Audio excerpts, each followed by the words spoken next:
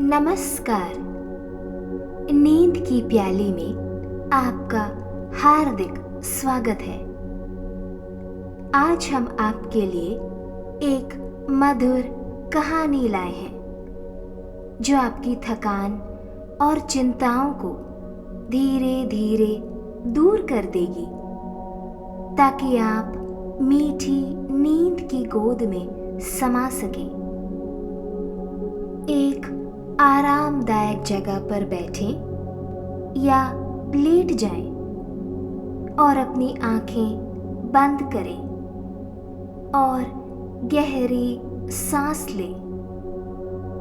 फिर धीरे धीरे बाहर छोड़ें। हर सांस के साथ अपनी परेशानियों को बाहर निकालने की कल्पना करें। अब खुद को इस कहानी के हर शब्द में डूबने दें और शांति के सागर में बह जाएं। तो आइए शुरू करते हैं। मैं रानी कलावती हूँ, शिव प्रदेश की महारानी। एक ऐसी भूमि की रानी जहाँ की मिट्टी में वीरता और भक्ति साथ साथ पलती है।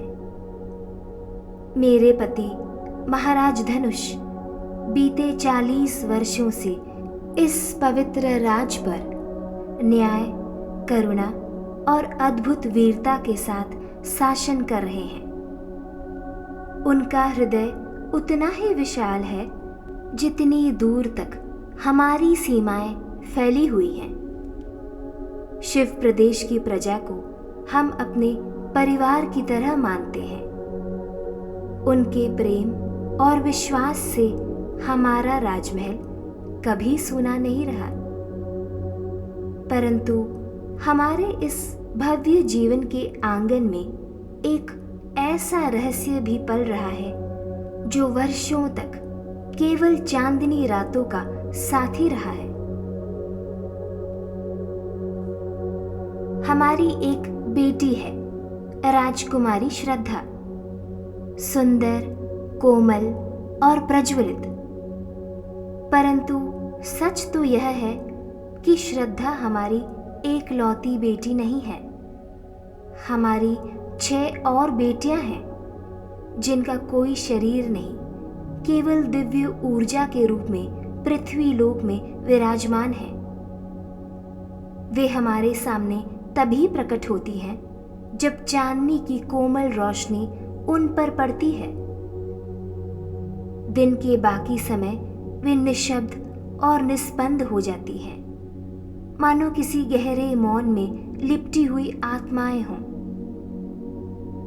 मैंने उन सभी को अपने सबसे कीमती धरोहर की तरह बड़े ही स्नेह और सावधानी से रत्न जड़ित मोतियों के हार में पिरो दिया है। उनका जीवन चांदनी में खिल उठता और जैसे ही सूरज की कोमल किरणें धरती पर फैलती हैं, वे सभी एक एक मौन मोती बनकर मेरे सीने से लगे उस हार में समा जाती हैं। उनकी उपस्थिति मुझे हर पल महसूस होती है। निराकार होते हुए भी वे मेरे जीवन की सबसे सुंदर अनुभूति है।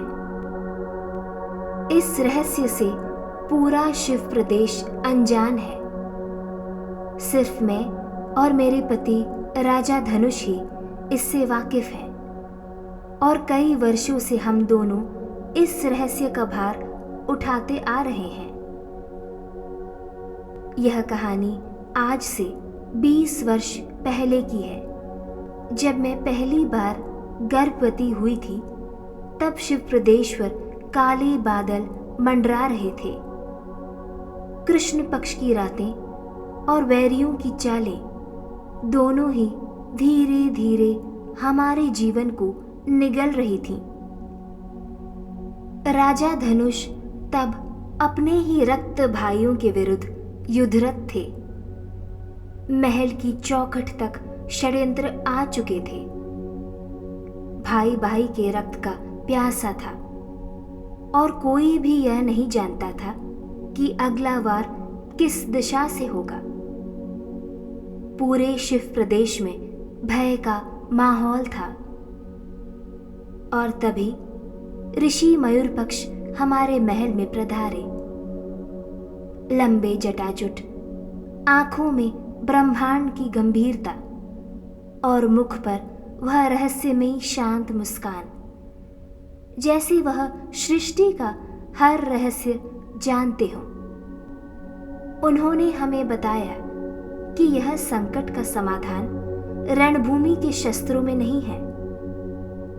शिव प्रदेश के राजा और रानी होने के नाते हमारे त्याग और बलिदान में इसका हल छुपा है।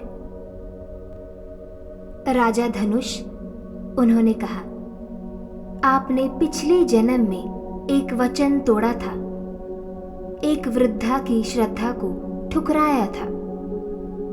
वो बेचारी वृद्धा आपकी प्रतीक्षा में 6 वर्षों तक निशब्द बैठी रही, हर दिन आस लगाई रही और अंततः अपने प्राण त्याग दिए। उसका श्राप आज आपके राज्य पर एक अदृश्य आवरण की तरह फैला हुआ है। यदि इसे ना तोड़ा गया तो शिव प्रदेश की नींव तक डगमगा जाएगी। हम स्तब्ध थे। ऋषि मयूरपक्ष ने हमारी व्याकुलता को भांपते हुए एक शांत और कोमल स्वर में कहा, इस श्राप से मुक्ति का उपाय है, परंतु वह अत्यंत कठिन है। यदि आप शिव प्रदेश की रक्षा करना चाहते हैं तो जैसे स्वयं भगवान शिव ने अमृत मंथन के समय सबसे पहले विष को अपने कंठ में धारण किया था, आप दोनों को भी इस श्राप का विष पहले स्वयं पीना होगा, ताकि आपकी प्रजा अमृत का स्वाद चख सके। हम दोनों ने भय और चिंता से कांपते स्वर में धीरे से इस उपाय के लिए मंजूरी दी। मन भारी था और आत्मा मानो किसी अग्नि परीक्षा के लिए तैयार हो रही थी। ऋषि मयूरपक्ष के वाक्य गूंजते रहे। हर वर्ष आने वाले 6 वर्षों तक आपके गर्भ से उत्पन्न कन्या को देवलोक को समर्पित करना होगा। वे इस धरती पर शरीर नहीं धारण कर सकेंगी। उनकी आत्माएं जीवित रहेंगी, कोमल और पवित्र, परंतु केवल चंद्रमा की शीतल रोशनी में ही वे प्रकट हो सकेंगी, बस एक आभा, एक दिव्यता बनकर। और 7वीं कन्या, वह पूर्ण रूप से जन्म लेगी, धरती पर जीवन जिएगी, आपकी गोद में पलेगी, परंतु उसका भाग्य, उसकी आत्मा, उसकी हर सांस अपनी 6 बहनों से बंधी रहेगी, जब तक उसकी 6 बहनों की आत्माएं स्वयं अपनी इच्छा से पृथ्वी लोक को त्याग कर स्वर्ग के द्वार तक नहीं पहुंचती, तब तक आपकी 7वीं पुत्री का जीवन डोर उनसे बंधा रहेगा और वह विवाह का बंधन नहीं बांध सकेगी, मातृत्व का सुख नहीं पा सकेगी। वह अधूरी रहेगी जब तक उसकी बहनें अपनी इच्छा अनुसार उनकी दिव्यता को त्याग नहीं देती। हम स्तब्ध थे। यह एक तप था, त्याग था, लेकिन उस समय माता पिता की भूमिका को पीछे रखकर हमें महाराज और महारानी के रूप में शिव प्रदेश की रक्षा और उसके उज्जवल भविष्य के लिए निर्णय लेना था। दिल रो रहा था, पर कर्तव्य हमें बुला रहा था। हमारी व्यक्तिगत पीड़ा से कहीं बड़ा था हमारे राज्य का कल्याण। हमने तय किया कि हम ये अग्नि परीक्षा देंगे और अपने आने वाली नन्ही राजकुमारियों को देवलोक को समर्पित करेंगे। हर वर्ष एक कन्या जन्मी, पर वह इस धरती पर ना रह सकी। उनकी आत्माएं मेरी हथेलियों पर उतर आती थी। उन्हें देवलोक को समर्पित कर उनकी कोमल आत्मा को अपने मोतियों की माला में पिरोती गई। प्रजा से कहा गया कि कन्या का जन्म मृत अवस्था में हुआ है। हमारे हृदय की असहनीय वेदना को एक रहस्य की तरह गुप्त रखा गया। 6 वर्षों के अंत तक मेरे गर्दन पर एक मोतियों का हार विराजमान था, जिसके 6 उज्जवल श्वेत मोती मेरी उन्हीं नन्ही बेटियों की आत्माएं थी। रात के समय जब महलों पर चांद की कोमल रोशनी उतरती, मैं और महाराज धनुष चुपचाप महल के उस गुप्त उपवन में बैठते, जहां किसी को भी आने की अनुमति नहीं थी।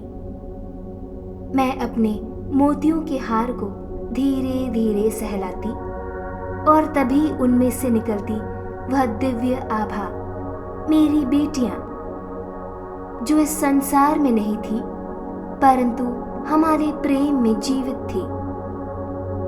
मैंने उन्हें स्नेहपूर्वक नाम दिए: कला, माधुरी, करुणा, प्रेमलता, मीनाक्षी और नंदिनी। वे सभी राजकुमारियां सर्वगुण संपन्न थी, बस बिना शरीर के, केवल आत्मिक रूप में। हम एक गुप्त परिवार थे, लेकिन उन क्षणों में हमारी छोटी सी दुनिया पूर्णता से भरी होती थी। कला, जो सबसे बड़ी थी, अक्सर मेरी आंखों के आंसुओं को अपनी उंगलियों से पोंछते हुए कहती: माँ, यदि यही हमारी नियति है तो हम इसे अवश्य तहे दिल से स्वीकार करते हैं। आखिरकार यह बलिदान हमारे शिव प्रदेश के लिए है, जहां हजारों प्राण हम पर निर्भर हैं। और बहुत जल्द आपको हमारी सबसे छोटी बहन श्रद्धा मिलेगी, जो इस धरती पर आपके साथ रहेगी। और फिर वह दिन आया जब श्रद्धा का जन्म हुआ। पहली बार मैंने अपनी नन्ही बेटी को अपनी बाहों में थामा। एक जीवंत सांस लेती हुई कोमल और प्यारी राजकुमारी, मानो स्वर्ग की कोई किरण मेरे आंचल में उतर आई हो। उसके स्पर्श में जीवन की मधुरतम अनुभूति थी। हमारा हृदय उमड़ आया और समस्त शिव प्रदेश उत्सव में डूब गया। वर्षों बाद राज्य को एक उत्तराधिकारी मिली थी। चारों ओर खुशी की लहर थी। समस्त प्रजा में मिठाइयां बांटी गई, मंदिरों में घंटियां बजी और आकाश में दीपों की ज्योति फैल गई। श्रद्धा भी बड़ी होने लगी, शांत, सुंदर और सहज। उसे धीरे धीरे यह ज्ञात हुआ कि वह अकेली नहीं है।